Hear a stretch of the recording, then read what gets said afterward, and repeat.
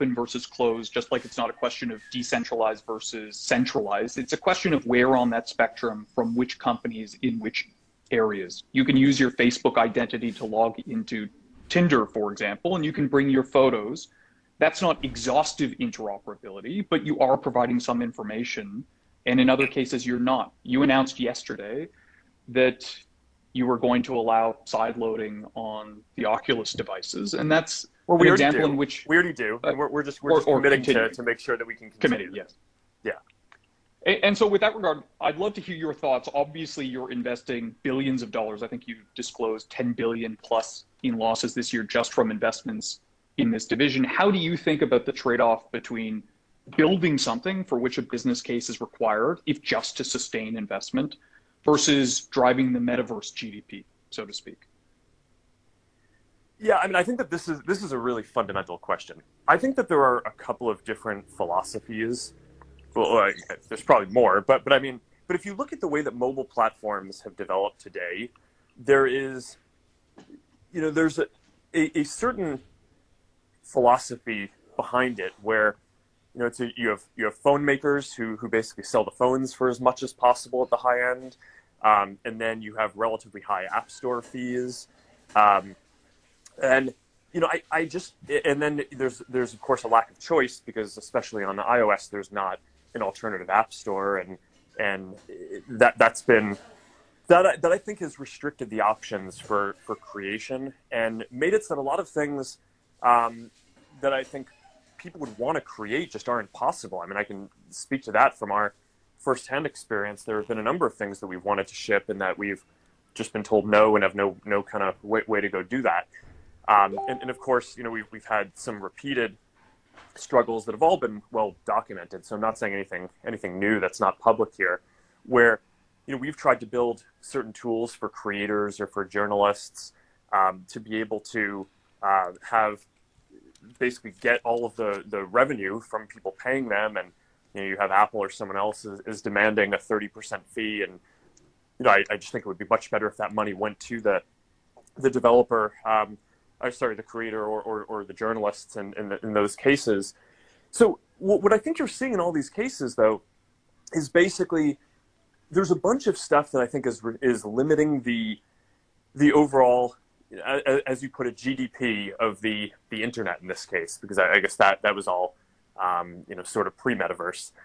And you could, and clearly the mobile internet has been very successful, and it's a big business for a lot of folks. So it's not like it hasn't done well, but I do think it could be even better. I think it could reach more people. It could enable more creators. More of the revenue could go to the creators, which I think would make it so that you could support millions of more jobs of people doing things that they really want to be doing instead of being kind of caught in other jobs that they might feel like they have to support themselves or their family. So I guess that's the approach that we want to take is we basically, instead of coming in with an approach of wanting to make this, wanting to charge as much as possible in different places, we want to charge as little as possible in order to grow the overall GDP of the metaverse. So, we basically build devices and we sell them either at cost or we subsidize them.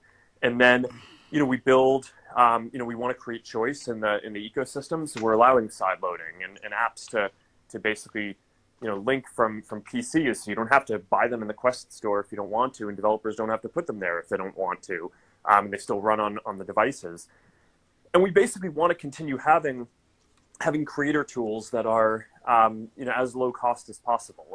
And then the basic theory here is that if we think that if we can build this out, that we believe that the metaverse can reach 1 billion people, say in the next decade, and that there can be supported hundreds of billions of dollars of commerce, and that if that's the case, then even with relatively modest fees on the transactions that happen in our services, we think that could be a big business. The other side of that is that commerce and ads go together. They're really two sides of the same coin.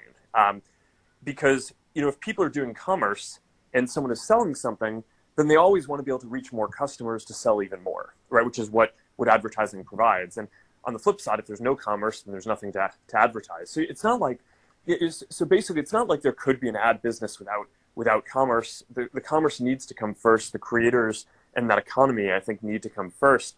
But one of the nice things about an ads model is that people's attention is naturally scarce, right? So I do think that once there is a big economy in the metaverse, you're going to have, whether it's people in different social experiences, there will be, portals to different places or billboards, and some of them will be paid or sponsored, and there will be a scarce amount of people's attention, which means that those spaces will need to be auctioned off. And just like in our social media apps, we're basically we've designed the system to give advertisers the lowest price that we can that clears the auction and outbids everyone else. We'll do that here too. So it's the same philosophy of low prices, but basically in making it as accessible as possible. So that's the overall approach. Now, the place where this, of course, gets challenging. Actually, but before I go to that for a second, I just think I hope from what I just said, it's pretty clear that I just think this is a fundamentally different philosophy towards building platforms than what we're seeing in mobile today. So from an intellectual perspective, I am really excited to see that competition and tension between these different models, because I would guess that the existing platforms are going to continue taking an approach like they have now. And I think having an approach like ours out there to compete with that, to see what people prefer and to put pressure on the other model, which tries to charge more for things, I think will be pretty healthy. So I'm excited about that. Now, you did highlight a tension here, which is that we are losing $10 billion a year on this, and I do expect that to grow, as I said on the earnings call. And a lot of what this is going to is we're building multiple versions of each product at the same time, right? Because it's not, we have the Quest line, but we're already working on the future products there, because we're some of these things, hardware you design years in advance, and when you're building custom silicon, you're often working on that 3, 4, 5 years in advance, especially for completely new chips. So you kind of have an idea of what you're building pretty far out, and we have a bunch of teams working on these things, so it's expensive. So we do need to make sure that we don't lose too much money as we go through this. So that, I think, will be a somewhat moderating force over the next period that will keep us from being able to make all of the fees maybe as low as we would want to, just because at some level, maybe we can, I think we can sustain, investing $10 billion a year, even more over the next several years, but there's going to be some bound to that. So I do think that'll be an interesting operational thing that I'll just have to figure out how we navigate as we go through this. Is that what you were getting at there? Right. Yeah. I don't know. Was there more to the tension there that you were trying to get at? No, I think that really is it. If we go back to the history of the iPhone, the App Store, this has been litigated in court now. It's that idea that this system was once designed to make no profit, the App Store. And within 3 years, it was making a healthy profit. And a decade later, it's making a considerable profit. The App Store alone sits as one of the most valuable income streams globally. And in fact, in history,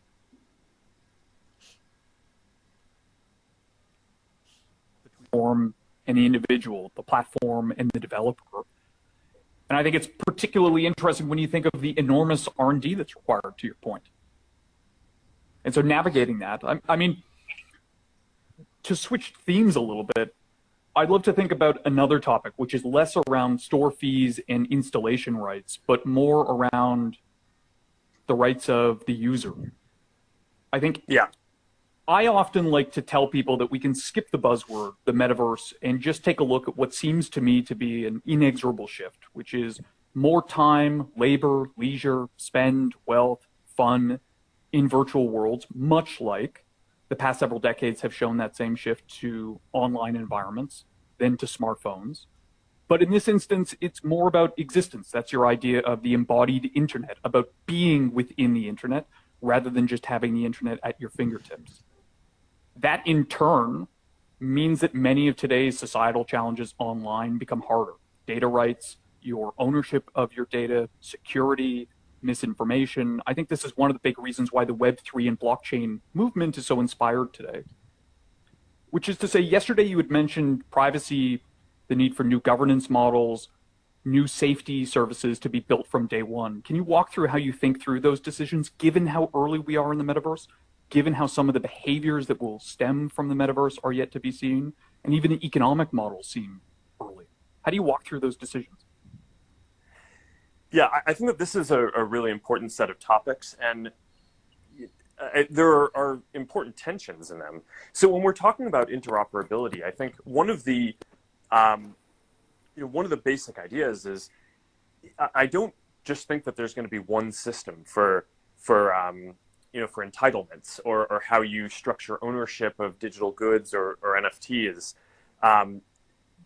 It would be hard to just design a system, especially because the metaverse isn't a thing that any company owns. It's just, it's something that we're building for. There are going to be multiple different systems around entitlements and ownership. So some of them will be based off of crypto or NFTs or decentralized. Some of them will be centralized in different ways. And I think part of the art and the challenge of what we're going to need to do is make it so that these different systems that have somewhat different philosophies can still all be incorporated into coherent user experiences. Because I just don't think it's going to be the case that, I'm sure a bunch of people are going to try building centralized things, and a bunch of people are going to try doing decentralized things. And as with every other generation of technology, it's not clear that all one is going to win out. I think there's virtues of both, and you want to build systems where those things can work. But as you're saying, if you take any of the different social equities that I think we've had to explore in quite a bit of depth over the last 5 or 6 years, especially in our social media apps, there are the real trade-offs depending on how you design those systems. And I'm not sure exactly which way people are going to gravitate towards. I mean, for some of the things that you're talking about, like safety, for example, I just think that that's incredibly fundamental to any kind of social system in the metaverse, because the feeling of presence that you have with people, it is so powerful, right? It is such a different feeling and sensation than anything that technology can deliver today on our 2D screens, right? It's like, we're on Zoom calls. It's great. I'm so glad that existed over the last couple of years, but I don't think anyone's under the illusion that you feel like you're together. It's just as soon as you can get back and actually sit with people in person, it's just like, wow, there's something that's very different about this. But virtual and augmented reality come a lot closer to that feeling of presence, which I think also means that if someone is doing something that is abusive in that space, that can also be a lot more troubling. But we also have tools and things that we can enable in that environment that are different and in some ways more powerful than what you'd even have in the physical world. So, we're building into Horizon from the beginning, for example, the ability to block anyone easily, so they just disappear from your experience, right? I mean, that's not a thing that you can do in the physical world, or you can just have someone disappear if they're bothering you and not show up at all. Now, there are interesting questions there, because what if you're in a work meeting and you've made someone disappear and you can't hear them, but like the other, there's context going on around. None of these things are foolproof, but I think that there are some primitives like block that I just think are actually very critical to build into the system from the beginning. So that's sort of an example of something that, I think, drawing upon some of the lessons that we've had over the last 5 years, we put a lot of energy into this from the beginning. We did a bunch of research around what matters the most to people, and we built some of those primitives in up front. So now, when there are a bunch of other challenges like this too. I mean, you're talking about intellectual property issues, and that's going to be a big question around digital goods. Whereas, on the one hand, there are a bunch of luxury goods companies that are already designing digital clothing for avatars and want to sell it, but they want to make sure that there aren't knockoffs, right? So, one of the things that we found is, okay, well, if something is on a blockchain and there's no real governance around that, and someone can just make a knockoff, Gucci sweater, then I don't think Gucci is going to feel that good about being in that space, right, or participating in that system. So I do think there has to be a balance where you can both give people the freedom to do all the things that they want, while also ensuring that it's a lawful place, and that the intellectual property of people and companies that have spent a long time cultivating that can be honored too. So a lot of questions, but I think that there are going to have to be a bunch of different models that can all be made to work together. And my hope, at least for the work that we do, is to not enforce that, okay, there's just going to be, here's the solution that we think is the right one, and like that's going to be the only thing we support. I think we're going to want to basically create room for different models to exist, and probably coexist over time, or at a minimum kind of give some space to see what naturally emerges as the most useful set of things. Yeah, I think that's right. One of the questions that I get most frequently, and I think was something that you worked to address yesterday in the keynote, is this question of, okay, so if the metaverse isn't here now, what does it look like when it is? And people usually say 2030, 2035. And I think what's interesting about that is, if you asked someone in 1995 or 2000, 2005, what does a day in the life of 2021 look like? It's probably going to have some open platitudes, like more people online more often from more devices. But any effort to actually predict the nature of usage, and often the software, would have fallen short. There was nothing that would lead you to the potency of the story format, to TikTok's dominance of the Billboard charts, to YOLO options trading on Robinhood while you're riding the subway, saving AMC from bankruptcy. And I think many of the other behaviors that have emerged are equally hard to predict. And I think that's because what's inspiring about these big technological shifts, which I would say we've had 2 in 40 years, the internet and personal computing, as well as mobile computing and smartphones, is the innovation is recursive. Someone unlocks a new technology that inspires a new application that leads to behavioral shifts, in turn a new use case, in turn new technology to service it. And we see this cascade of innovation.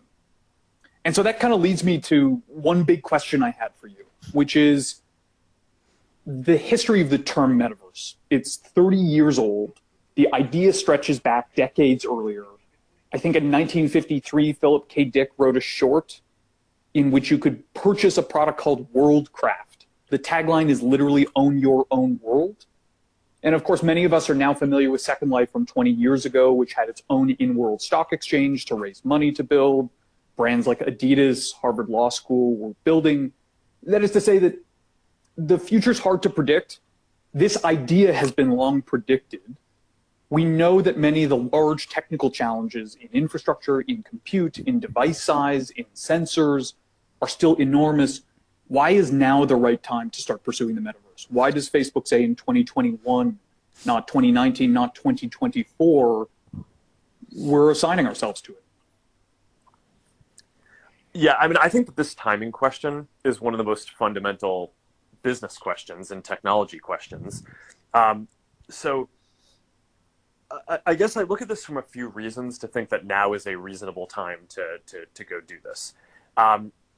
One is that over the course of building our company, there have been 3 different primary media modalities for communication, right? So when we got started in 2004, most of the way that we interacted online was text, right? You typed into a website, right? The platform was computers and the web and text. And then we got phones with cameras, and the internet became more visual and mobile. And then I'd say in the last, 5 or 7 years, I think the internet speeds have gotten fast enough for, enough people around the world that the primary way that we share experiences now and consume content is really video. We can stream high quality video well.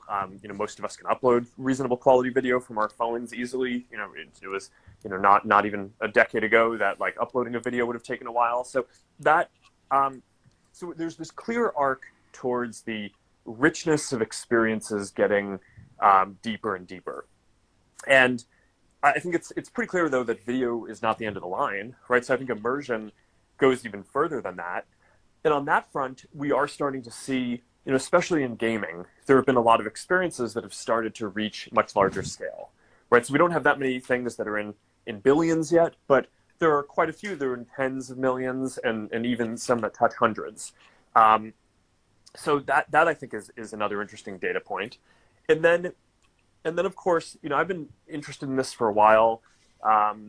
We've been working on the VR products, and we've seen that Quest has been a real hit, right? So it's not it's not selling as many as like a phone would sell, but we're in the second generation of Quest. It's selling many times more than the first generation did, and we thought the first generation was good. So that also has been a promising indicator to me when I look at our pipeline of what's ahead and how much better we're going to make it over the next 3 or 4 or 5 years. I think right now there are things like because it doesn't have a retina display and you only have one focal plane. It's a little bit hard to read text, but I just think by the end of this decade, I think if you're sitting down for a work session on your computer, I do think we're going to be at a point where VR is just going to be better than your computer in almost every way, right? You'll be able to have the whatever perfect workstation you want. The mixed reality will work really well, so you'll be able to see the other people around you. It'll be light, so it won't be kind of have the form factor that it has today. So I think that's going to be amazing, and I think there's a pretty clear line of sight to delivering that. So those things make it seem like in the next, I don't know. I would say that a lot of the foundational pieces of this, I would bet, will be present within the next 5 years, and my hope is that this is relatively ubiquitous within 10 years. But I guess here's another way of looking at it: is in the history of the technology industry, there have been a bunch of companies that have done major research efforts into the future, right? So there was Bell Labs that was trying to, for AT&T, initially trying to unlock long distance calls was their goal, right? So they had this challenge where calls would, the audio would attenuate over long distances, and they wanted to solve that so they can do long distance calls. It was a very hard problem. Out of that, they created the transistor, which basically made it so that the whole computer industry could happen. And the interesting thing there is, AT&T clearly did not capitalize the most on the creation that they made, right? So, they didn't take the transistor and go build computers. They took it and built long distance calls. But that big research program still ended up being profitable and good for them, right, to achieve their goal. Similarly with Xerox PARC. I was talking about this with Boz the other day when we went up to visit our in the research headquarters for Reality Labs in Redmond, and we were talking about how Xerox PARC, it's often derided for they also the GUI was sort of first kind of thought of there, but famously that got put into the product by when Steve Jobs visited them and saw the potential of that and built the Macintosh. But Xerox PARC was still actually profitable and a good business for Xerox because they basically figured out a lot of modern printers through that. So even though they didn't do the biggest thing, it still ended up being useful. So I guess my take on this, whenever I have these debates with our kind of finance folks inside the company about, isn't this kind of a huge amount to invest, and is this potentially too early? I mean, I do think that if you look at the history of these major corporate research programs, first of all, I think that they end up being very good for the world, right? So regardless of where the innovation ends up coming out, I think that they're very positive. And second, I think that they do have a pretty good track record of yielding things that end up being valuable for the company. Now, obviously, I hope that we're able to succeed at the vision that we've outlined. But I actually think that it's, when you said that the future will end up looking different, I actually think that just like AT&T sort of envisioned long distance calls, but what they actually created the potential for something much greater. I actually think that that's pretty likely here, where the research and work that's going into this, I think we have a pretty good shot at creating, enabling all the different products that I kind of showed in that presentation yesterday. But I actually think that there's a pretty big chance that the research program here will actually enable other people to to take some of these advances and create even more awesome things than what we're envisioning today. So I don't know. There's a reasonable chance I get the timing wrong. That's probably a big business risk on this, but at least that's kind of how I see all the factors kind of adding up right now. I think that makes... Yeah, go for it. Go ahead, Mark. No, you go. I was going to say, I think one of the interesting things to me as I observe this is it's clear that over the past 5 years, there's been an enormous technical enablement or change, which is to say 5 years ago, it was incredibly difficult for any virtual world to sustain more than 50 to 100 fully realized individuals, right? We call those concurrent users in a shared simulation. And I think that part and parcel with the rise of social gaming is the fact that that's possible. Imagine if we could only go to a movie theater with 10 other people, 4 were your friends, a mall was capped at 20 people, a sporting event was 50 people, and we've just had this sea change in the technology that is required to enable these experiences. You talked about going from text to limited images, to high-res images, to video, and we're starting to see this enormous change in what's now possible. What excites me the most is actually this generational change. I mean, we know that younger girls in particular were first to Instagram, and that changed much of how we advertise and interact with one another. But I think one of my favorite use cases is to take a look at Roblox users today. A decade ago, back in 2011 when the iPad launched, there were all of these viral stories and videos on YouTube, on ABC, on CNN of an infant or a 3-year-old who doesn't understand what a physical magazine is. They're trying to pinch to zoom on a Time magazine. They're trying to flip over Life magazine. And a decade later, those kids understand why we found them so funny. But while we now understand their frame of reference better, they understand why we found them funny. They think and want differently. You take a look at Roblox, 75% of kids age 9 to 12 in the United States and Australia and Canada are on Roblox. They're in virtual worlds on a nearly day-to-day basis. The rise of these virtual worlds, these social worlds, is completely coincident with this iPad native generation, the touchscreen native, the mobile native generation, and they want entirely different things. And so I think part of this is looking at the new services that emerge. Part of it is about the new hardware that emerges that enables brand new experiences, but part of it is just generational. And I think that's always one of the big challenges with tech investing is to what extent do you lead and to another extent respond? Yeah, no, I think that there are a lot of important observations in there. I mean, first is I think a lot of people conflate virtual reality and the metaverse together. Totally. But I think you're right, and at least the way that we see it is that the metaverse is a much bigger concept. Virtual reality and augmented reality, I think, are the next generation of computing devices, but the metaverse is more the kind of software platform and that goes in a set of standards that goes across that, but also computers, tablets, phones, all of that, like you're saying. And a lot of these experiences today, Roblox is a great example, are not primarily VR, or not VR at all yet. And that works well because the internet connections are good, so they can handle these 3D worlds, and because have reached a point where they're natural enough that you can use that. So I think that makes sense. Your concurrency point, I think, also makes a lot of sense. I mean, that's both in order to be able to have increasingly sophisticated avatars in a space, and be able to have more than 10 or 20 people in a space, requires not just more compute power, but different technology to be able to support that. A lot of games, as you've said, have sort of gotten around that by doing sharding, and I think that that's a reasonable hack from a product perspective. At some level, if you can allow 100 people on a shard or a couple hundred, then maybe you won't notice that that not everyone who wants to be in a space is there. But I do wonder on that one long term. I mean, just from our experience building social media experiences, when I started Facebook,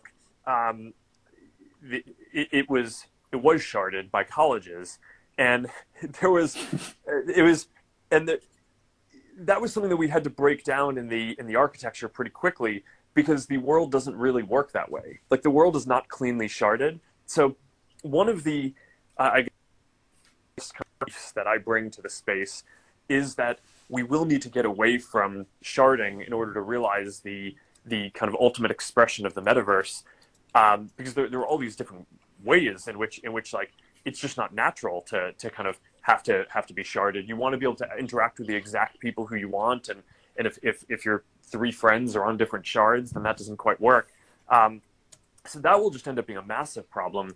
Which, I mean, talking about some of the technology investments, in order to reach that kind of concurrency, I think cloud streaming is going to be a huge part of this.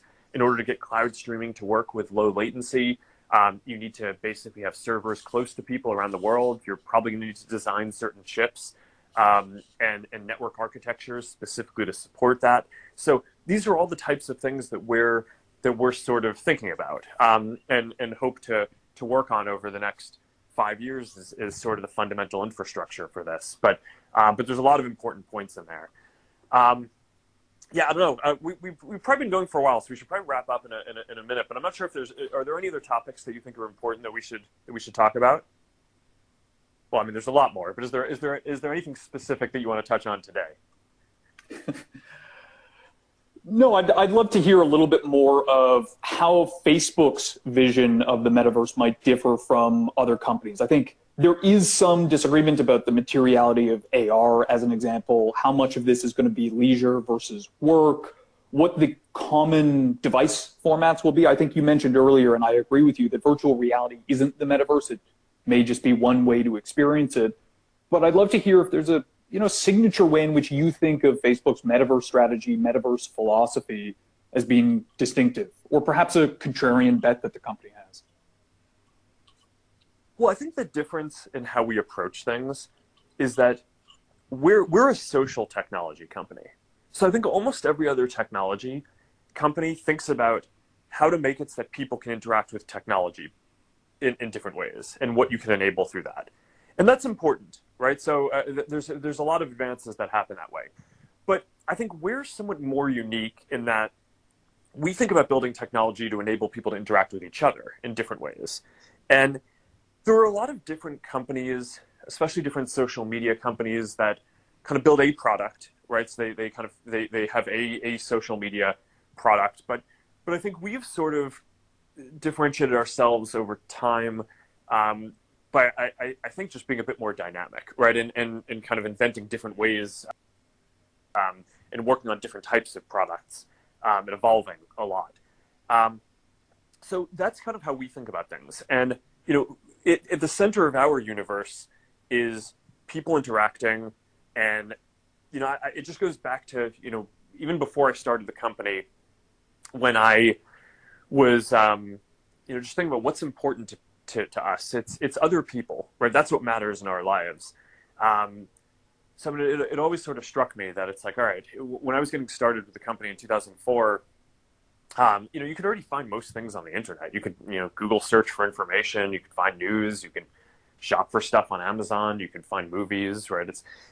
Except there wasn't really a place where you could go to like look up and connect with the people you cared about, which always just struck me as funny and sad, because actually people are the most important thing. And it's like, if you just think about like how we've evolved, I mean, our brains, a huge portion of them are just dedicated to interacting with other people and processing signals from other people and having empathy. And that's kind of what we are as humans. And I just think that more of our technology should be designed around that. So whether that's like how the software is designed, and we talked a little earlier about having an operating system where the atomic unit is an app, as opposed to having the atomic unit be a person and their identity and digital objects, and the default assumption that you can bring them between different experiences.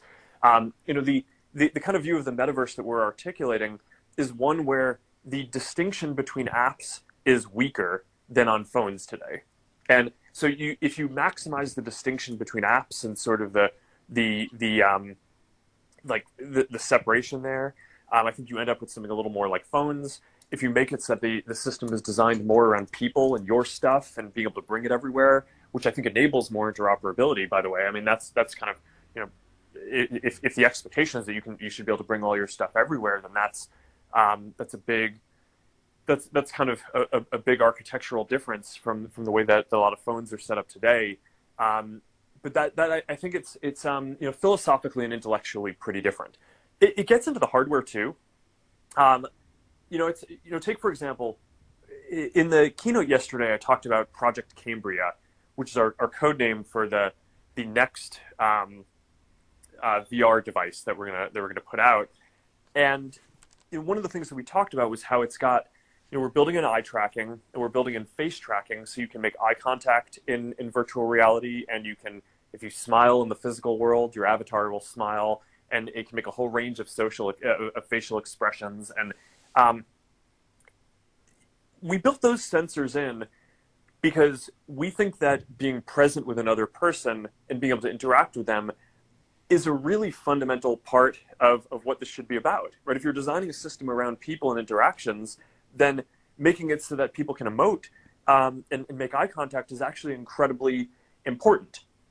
But the reality is that including those sensors has costs, right? It has financial costs, right? It'll cost more for people, but it also has trade-offs in the form factor and design of the product, where you know, including those sensors makes the product slightly bigger, right, or slightly thicker.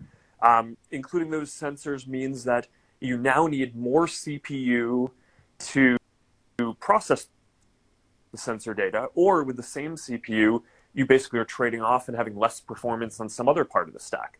So I think you could easily imagine another company that was less focused on social interaction saying, hey, I think that we should make it so that so we're just going to design a product to be as thin as possible, for example, or you know, as light as possible. And you know, I don't know that those sensors are super valuable for the use cases that we're optimizing for, so just dropping them. And I actually think part of the contribution that I hope that Meta makes to this space and this next generation of platforms is intellectually putting out this idea, right? And these products as an embodiment of the idea that our computing experience should be designed around people, so that competition can happen in the market and people can see for themselves what they think is better. You know, I think it's undoubtable that the current generation of all the smartphones, I think, were really shaped by Apple and the initial iPhone design that they went in. So even though, you know, most phones around the world may not be Apple devices, you know, I think the kind of original architecture and intellectual model of it, I think, comes from Apple. And I think that there's a question today of what is going to be the default package of things that we all sort of imagine and accept as this is what a VR device should be, or this is what an AR device should be. And I don't think that that's defined yet. So I think that part of what we want to do is try to help with that and influence the market to basically be as much about social presence and people interacting as possible, because I do believe with or without someone trying to push in that direction, I'm not sure that every other company would make the same trade-offs that we would. But I think that people like this stuff. I mean, this is, I just think, a huge amount of what makes us human and what is important in our lives. And I think it will resonate with people. And I think it will make the next generation of platforms better. That we're going to get a chance to put these ideas out there. I don't know that any, and I hope that that's a contribution to the world in this next platform. Yeah, it reminds me, I've had a lot of people come up to me recently saying, do we actually want this? Is a world in which we're in a headset or in front of a computer screen hours a day at home actually better? And I have to remind them, in the United States, there's 300 million Americans who watch an average of 5.5 hours per day of video. The average senior, largely through physical limitations, watches 7.4 hours per day of television, usually stationary, usually alone, not particularly responsive to the world or the content in front of them. I get excited about the ways in which this, even as a forum for consuming linear content, is far more social, far more engaging, and just a lot more stimulating. Yeah, absolutely.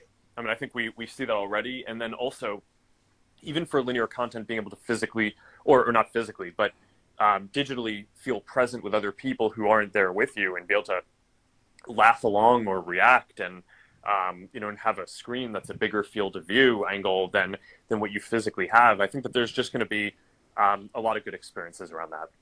All right. Absolutely. Well, Matthew, this has been an interesting conversation. I hope we get to do it again at some point as the work progresses. I think we probably should wrap because we've been going for a while. But I just want to sign off by encouraging everyone who is interested in the space and learning about what we talked about today. Go check out Matthew's writings on the subject. I do just think it is some of the most thoughtful writing that I've seen in the space about architecturally what will be important. And Matthew basically breaks down on what is it? It was like 9 or 10 different whole categories of the technology that's going to be required to build out the metaverse and the next set of platforms in a lot of detail. So I don't know, Matthew, if you want to add anything to that, but I would encourage everyone to go read this. I think it's almost required reading, I think, for anyone who thinks about the space from my perspective. Thanks, Mark. I appreciate that. And actually this morning I announced with Norton Live, right, we're adapting that 9-part series into a rather longer form, but more future-oriented book, which can be found on Amazon, Barnes & Noble, and more. All right. Congratulations. That's good. And I'm looking forward to reading that. Thank you. Have a good one, Mark. Matthew. I'll catch you soon. See ya.